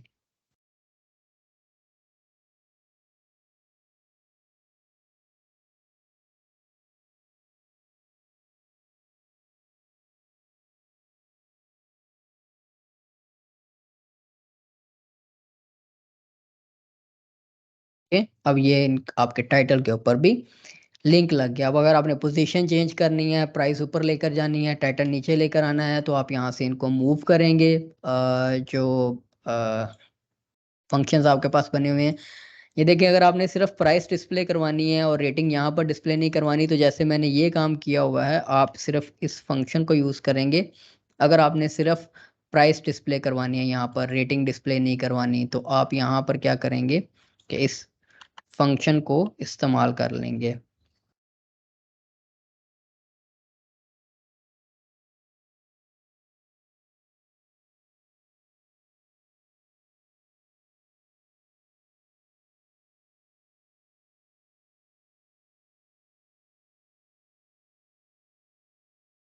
तो आपके पास सिर्फ प्राइस आएगी, रेटिंग नहीं आएगी। रेटिंग आई बिलीव हमने किसी प्रोडक्ट को दी थी लेकिन ख़त्म कर दी थी, दोबारा से रेटिंग दे देते हैं। और ये देखें ये सारी स्टाइलिंग आपके पास इस वक्त 0 है, जिसको हमने अब मॉडिफाई करना है। और इसमें मोस्टली आपको टेम्पलेट फाइल्स को कोड करने की जरूरत नहीं पड़ेगी, ये सारा स्ट्रक्चर आपके पास बना हुआ है, आपने सिर्फ CSS अप्रोप्रिएट इम्प्लीमेंट करनी है जिस तरह से आप लगाना चाह रहे हैं। तो वो WooCommerce डॉट CSS में आप लगाएंगे, और जहां पर स्ट्रक्चर थोड़ा बहुत आपको मॉडिफाई करना पड़े वो आप कर लें।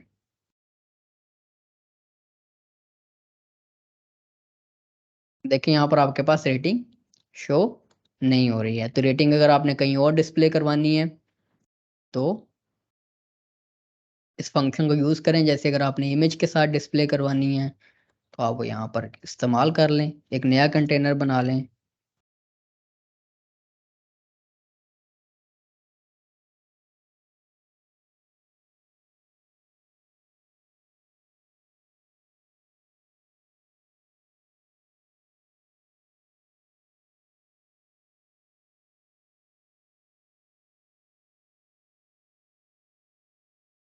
रेटिंग आपके पास यहाँ आ जाएगी, इसको आप पोजीशनिंग वगैरह के थ्रू कहीं पर आपने फिक्स करना है, पोजीशन एब्सोल्यूट करना है तो आप एब्सोल्यूट कर लेंगे। इस तरह से यहाँ से आप देख लें कि अगर आपको दोनों चीज़ें एक ही जगह पर चाहिए तो ठीक है, अगर आपको किस ये सेल फ्लैश जो है वो सेपरेट कंटेनर में चाहिए, थंबनेल सेपरेट कंटेनर में चाहिए, तो आप इस तरह से जो है वो इनको इंडिविजुअल फंक्शंस को यूज़ कर लें, बजाय इसके कि आप इन दोनों को एक दफ़ा ऐड एक्शन के थ्रू इस्तेमाल करें। ओके, तो उम्मीद करता हूँ ये टेम्पलेटिंग जो हमने स्टार्ट की है वो कॉमर्स की, इसकी आपको समझ आ गई होगी। इसको आप स्टार्ट करें, इसकी प्रैक्टिस करें, और नेक्स्ट अब हमारे पास क्लास की बजाय लैब है, तो आपके पास मज़ीद टाइम है इसको स्टडी करने का, इसको एक्सप्लोर करने का, और फिर लैब में आप साथ प्रैक्टिस कर लीजिएगा, और साथ साथ मेरे साथ जो है वो कोई क्वेश्चन जो करने हों वो कर लीजिएगा। और अभी बता दें जो चीज़ समझ नहीं आई है, ताकि मैं आपको उसको एक्सप्लेन कर दूं, ताकि आप प्रैक्टिस जो है वो अपनी प्रॉपर कर सकें।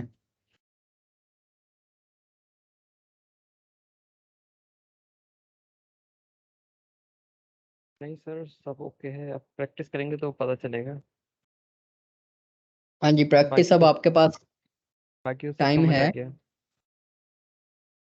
इतना कोई डिफिकल्ट नहीं है, कुछ जो बस काम करते हुए बीच में थोड़े बहुत हमारे जो इश्यूज हैं जो डेवलपर को आती हैं वो आए हैं, तो टाइम थोड़ा ज़्यादा लग गया। अदरवाइज स्ट्रेट फॉरवर्ड चीज़ें हैं, कोडेक्स बना हुआ है, आप सिंपली फंक्शन को ही गूगल करेंगे, कॉपी पेस्ट करेंगे तो उसकी कंप्लीट डॉक्यूमेंटेशन आ जाती है। उसके बाद हर चीज़ आ जाती है आपकी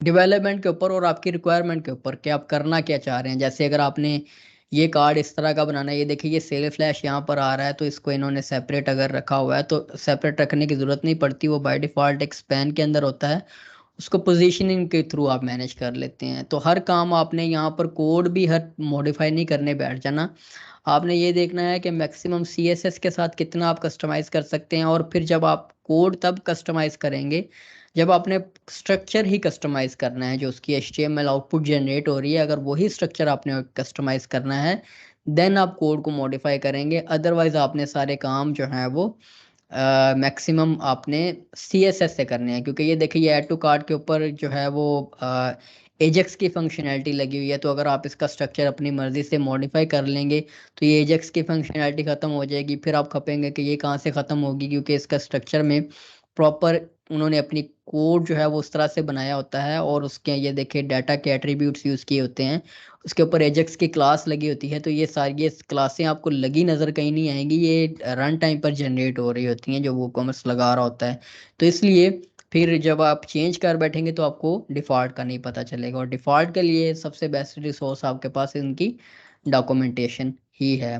तो इसकी अब प्रैक्टिस शुरू करें और देखें मैक्सिमम। अब ये जितना बन गया अब इसकी एक्सरसाइज फाइल्स में आपको दे देता हूँ, इसका अब आप ज़रा प्रैक्टिस के दौरान ही अब इसकी लेआउट ये वाला करने की कोशिश करेंगे ना, सेम इसी तरह से कार्ड का लेआउट बनाएं, इमेज को रख के ये सेल फ्लैश वगैरह रख के, और ये इस तरह से ये जो ओवर इफेक्ट आ रहा है इसको आप करना शुरू करें, आपको आहिस्ता आहिस्ता चीज़ों का आइडिया हो जाएगा। और उसके साथ साथ बाकी टेम्पलेट्स पर भी नज़र दौड़ाना शुरू करें, जैसे ये सिंगल की जो टेम्पलेट आ रही है इसको अगर आपने ये देखें 2 कॉलम्स में लेकर आना है, कैसे लेकर आएंगे, बूटस्ट्रैप आपने लगाया हुआ है, स्ट्रक्चर ही थोड़ा सा आपने मॉडिफाई करना है। और ये इसकी जो स्टाइलिंग है, ये जो टैब्स बनी हुई हैं, ये CSS से मैनेज होंगी सारी, ये देखिए नोडल लिस्ट ही बनी हुई है, इसको आप इन लाइन आइटम्स कर लें इन्हें, ताकि एक लाइन में आ जाएं, फिर उसको सेंटर लाइन कर लें, या जिस तरह से भी है। थोड़ी सी अब अपनी टाइम इनके ऊपर लगाएं।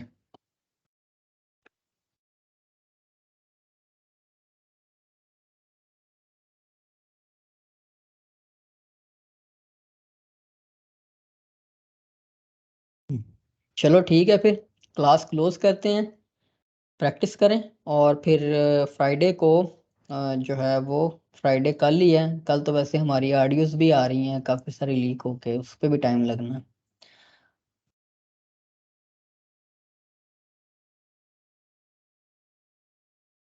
ठीक है सर, ओके देख, कल टाइम हुआ तो कल लैब कर लेंगे, नहीं तो सैटरडे को कर लेंगे।